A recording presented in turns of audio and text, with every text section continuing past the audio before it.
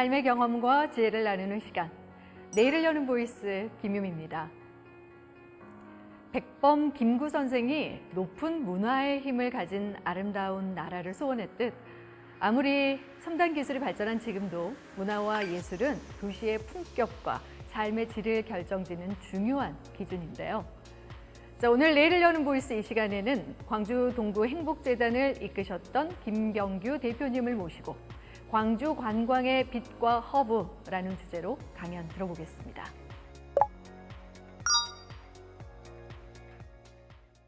안녕하세요. 반갑습니다. 여러분은 도시 관광에 대해서 어떻게 생각하고 계시나요? 또 광주 관광은 무엇이라고 생각하십니까?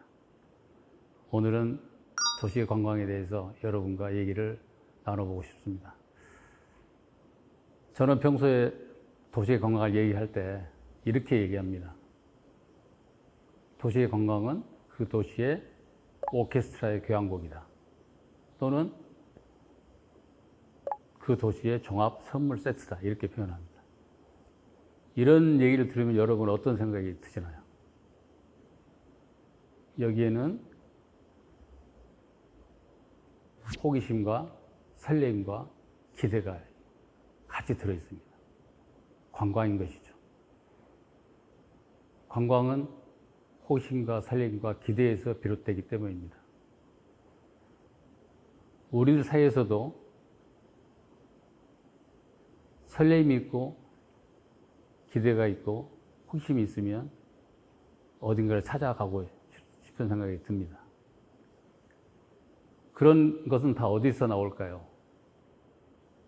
매력에서 나옵니다.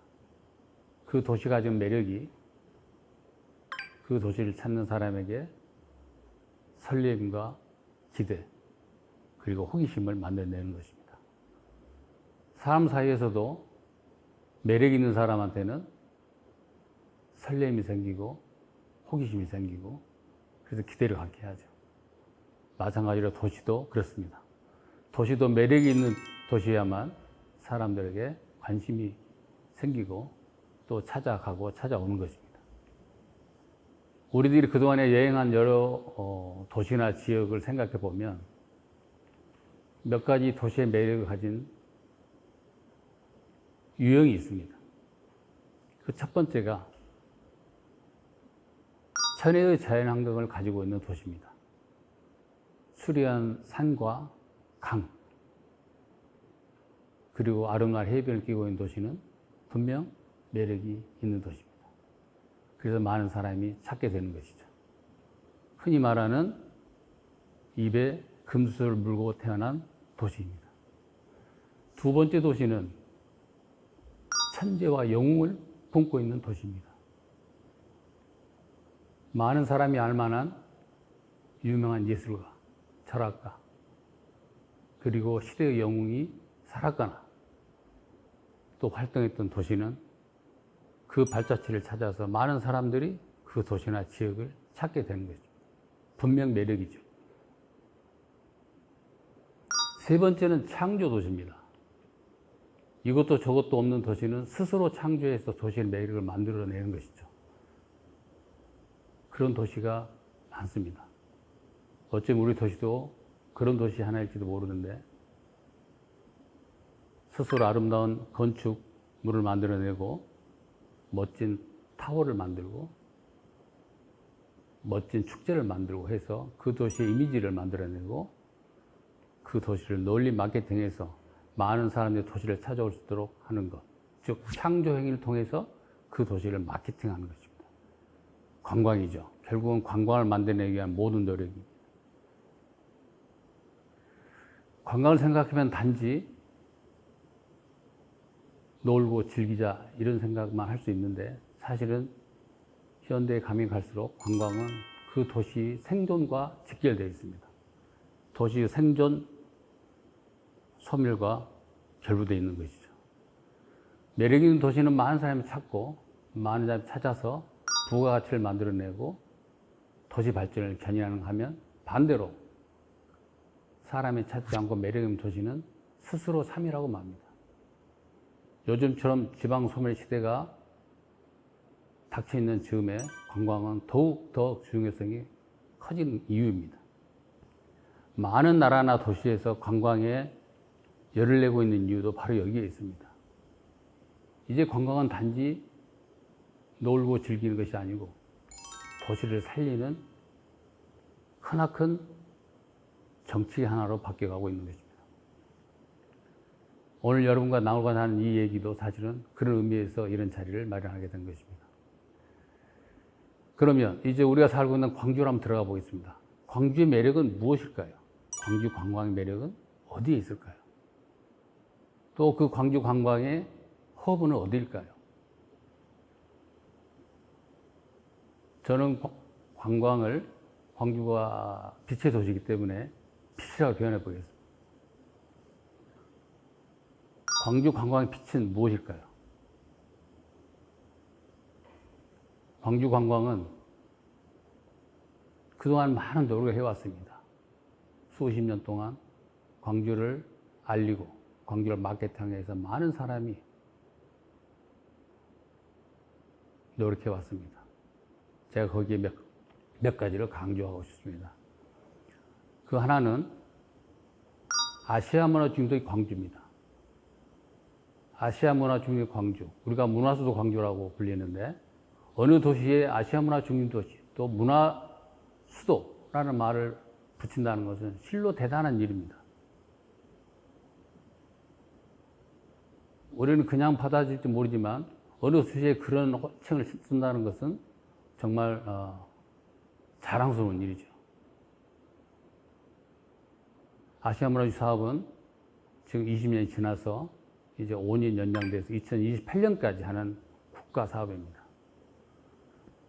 아시아 문화 사업에는 4가지 업종 과제가 있습니다. 그 하나는 아시아 문화 전당을 건립하고 운영하는 것이고, 두 번째는 광주 지역을 몇 가지 거점으로 나누어서 지금은 5대입니다. 5대 거점으로 나누어서 5대 문화권이라 일컫고 아시아 문화도시를 위한 문화적 도시 환경을 조성하는 것입니다. 그리고 세 번째는 문화예술진흥과 관광산업을 육성하는 것이고, 네 번째가 도시의 위상을 높이기 위해서 국제 교류를 강화하는 것입니다. 이런 4가지 역점 과제를 가지고 아시아 문화 중심 사업이 펼쳐지고 있는데, 아시아 문화 도시 광주는 분명 광주 관광의 빛입니다. 두 번째는 방금 말씀드린 아시아 문화 전당입니다. 국립 아시아 문화 전당이죠. 여러분 세계 어딜 가더라도 국립이라 왕립이라고 앞에 붙이면 클래스가 달라집니다. 한번 가보고 싶죠. 국립 뭐뭐, 왕립 뭐뭐. 우리 광주가 국립이라는 명칭이 붙은 복합 문화예술 시설을 가지고 있습니다. 그게 곧 아시아 컬처 센터라는 아시아 문화 전당입니다. 아시아 문화 전당은 분명 앞으로 광주 관광의 비침이 분명하죠. 매력이라는 뜻입니다. 세 번째는 유네스코 미디어아트 창의도시 광주입니다. 여러분 잘 아시겠지만 유네스코는 유엔의 교육, 과학, 문화 기구입니다. 세계적인 기구인 유엔에서 광주를 미디어아트 창의도시라고 지정을 했습니다. 창의도시는 처음부터 미디어가 된 건 아닙니다. 2010년도에 디자인으로 시작을 했습니다. 우리 광주는 디자인 비엔날을 하고 있고 디자인 센터가 있고 또 과거부터 패션의 도시였고, 그래서 디자인으로 시작했는데 그해 2010년도에 서울이 디자인 도시로, 디자인 창의 도시로 지정을 받고, 저희는 4년 후에 2014년에 미디어아트 창의 도시로 지정을 받게 된 것입니다.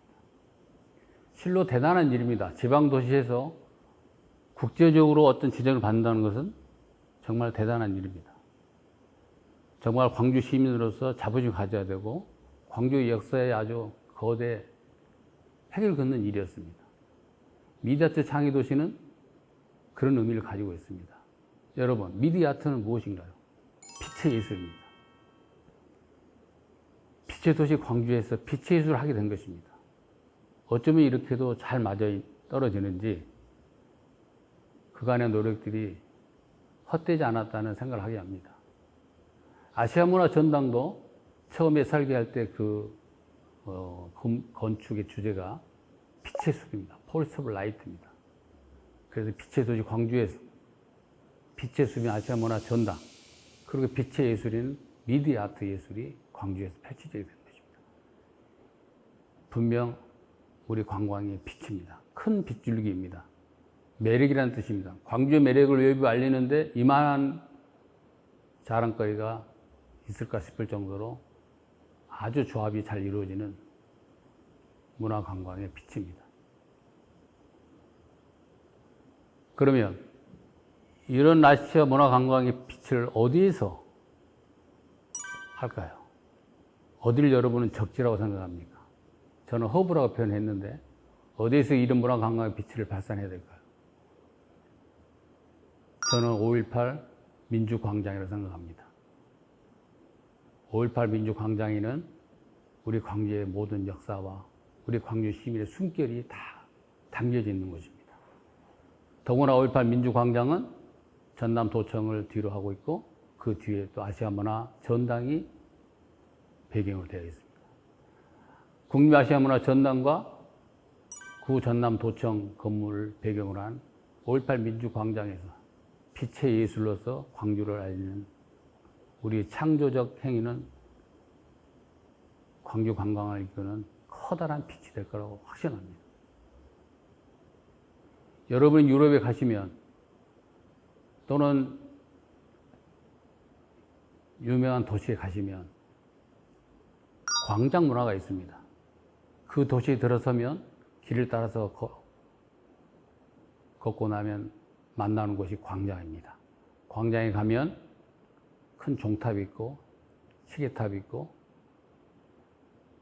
개미장터가 있고 또 갖가지 공연이 있고 그래서 많은 여행객들이 광장에서 이국의 정치를 느끼고 관광의 맛과 멋을 느끼곤 하죠. 광주도 그런 장소가 있습니다. 방금 말씀드린 5.18 민주광장입니다. 5.18 민주광장에서 빛의 예술을 우리가 잘 만들어내면 광주도 세계적으로 내놓을 만한 문화광장을 갖게 되는 것입니다. 얼마 전 끝난 프랑스 파리의 문화광장 기억나신 게 있나요? 세계적으로 유명한 뽕피두 광장이 있습니다. 개선문과 상길제 거리가 어우러진 뽕피두 광장, 세계적인 문화광장입니다. 로마의 베드로 성당에 있는 광장과 마찬가지입니다. 여러분 다 여행 가면 광장을 다 들리곤 합니다. 우리 광주도 그런 광장을 만들 수 있다. 또 그런 광장을 가지고 있다는 것은 가슴 벅찬 일이 아닐 수가 없습니다. 광주의 관광의 허브는 그런 문화광장을 비롯해서 아시아문화 전당을 동구 푸른길과 광주천을 둘러싸고 있는 문화벨트가 있습니다. 대인문화예술시장, 예술의 거리, 동명동 문화마을, 그리고 남광주시장, 인쇄문화마을, 그리고 남구 양림동의 역사문화마을에 이르기까지 전당을 둘러싸고 큰 우산처럼 펼쳐져 있습니다. 이 지역이 앞서 말씀드린 아시아문화 종사업 5대 권역의 하나인 전당문화교류권, 제1권역인 전당문화교류권역입니다. 이 권역이야말로 핵심적인 가치를 가지고 있는 지역입니다. 그래서 통칭 이 지역을 광주문화예술관광단지라고 부르기도 합니다. 이런 좋은 관광 자원을 가지고 있는 동구는 문화예술 특구로 이미 지정이 되어서 문화예술 특구로서 광주 아시아문화 중심도시 핵심적인 역할을 하고 있습니다. 이런 많은 자원들이 제각각의 빛을 잘 발휘해서 광주가 명실공히 아시아문화 중심도시, 문화수도, 또 세계적인 문화관광도시로 거듭날 수 있기를 바라는 마음에서 간절한 소망을 여러분과 나누고 싶습니다. 오늘 제 말씀을 이걸로 마치겠습니다. 감사합니다.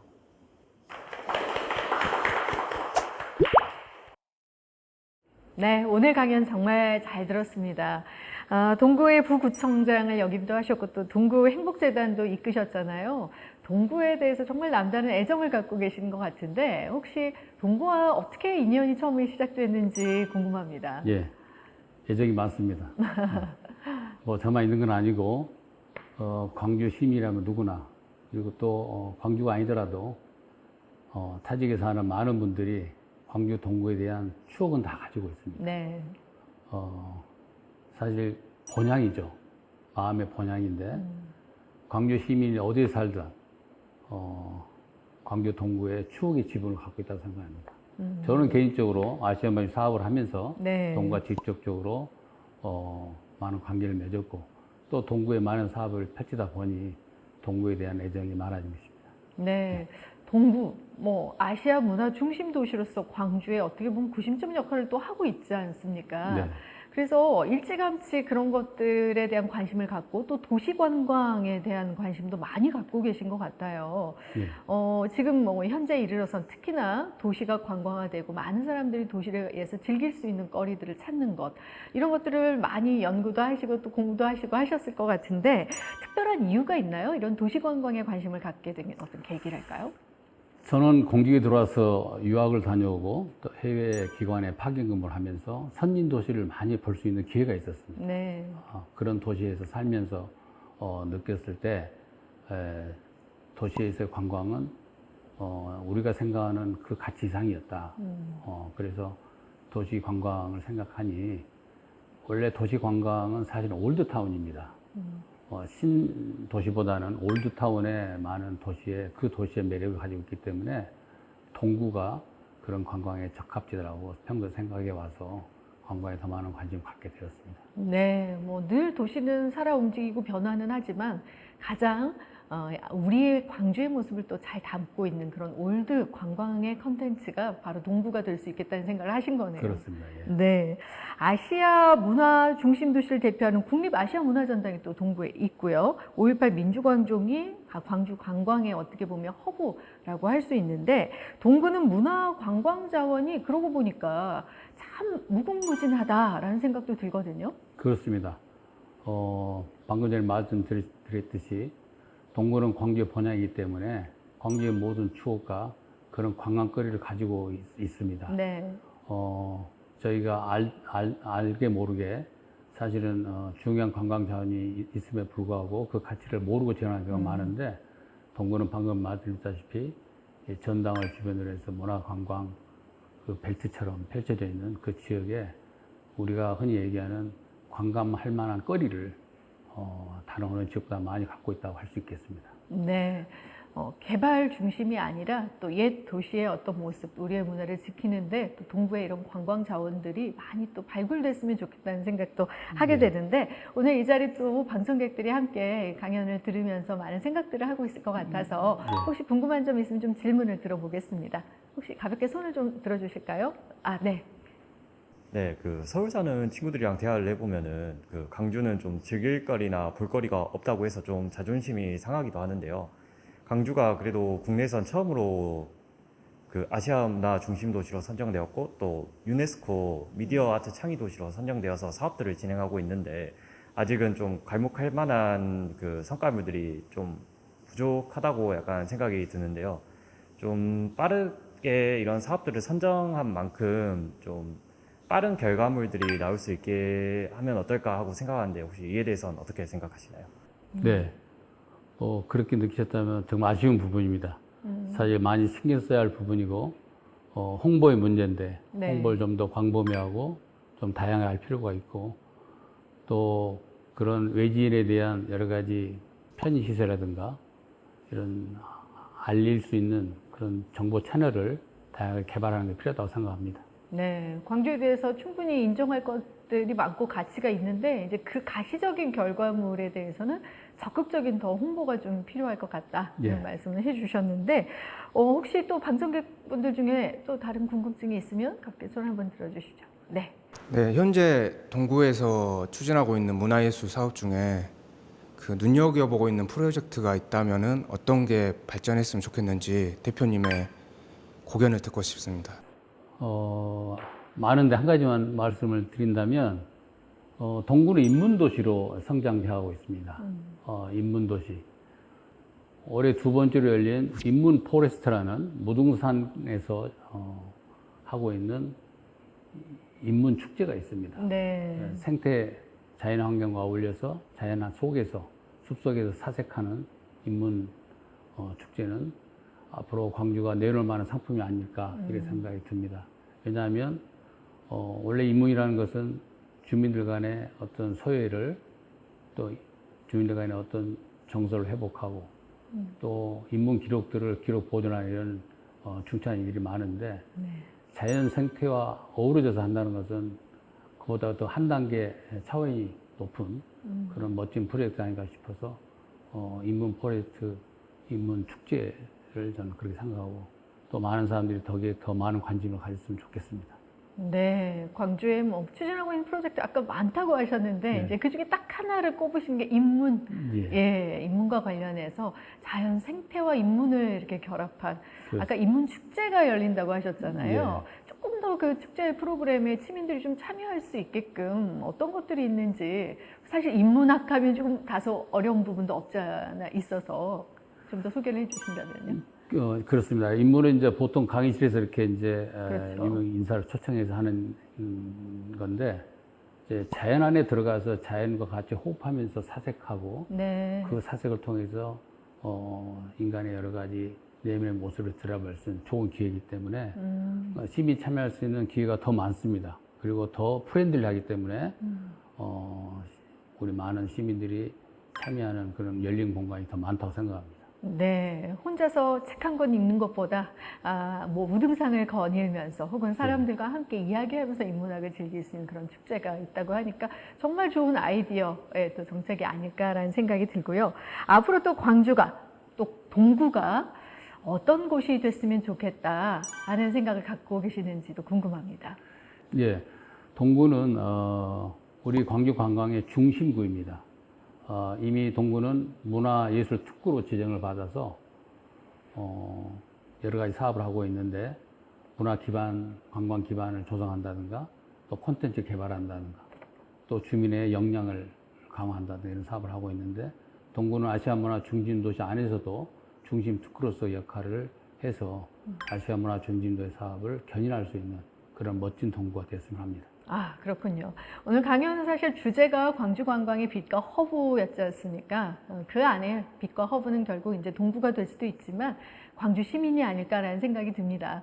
오늘 강연과 말씀 좀 마무리하는 의미에서 광주 시민 여러분들께 한 말씀 해주시죠. 예. 광주 관광은 시민 모두가 만들어가는 것입니다. 동구 일만도 아니고 광주시만의 일도 아닙니다. 광주는 관광을 통해서 우리 빛이 아시아로 세계로 나갈 수 있도록 하기 위해서는 선택과 집중을 통해서 동구가 명실공히 광주 관광의 중심으로 역할할 수 있도록 시민 여러분들의 많은 관심과 성원이 있기를 바랍니다. 네, 오늘 말씀 잘 들었습니다. 고맙습니다. 네.